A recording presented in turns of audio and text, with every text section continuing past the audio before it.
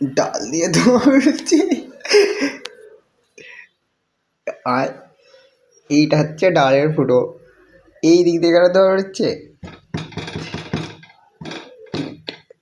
খুলি একবার। হ্যাঁ, বিরিয়ানির মশলা দিয়ে আছে।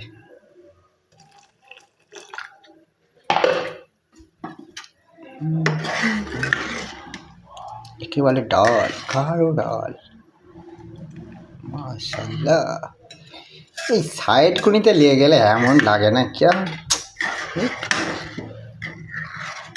পরে করলো ডালটাকে এমন ফেলেছি না।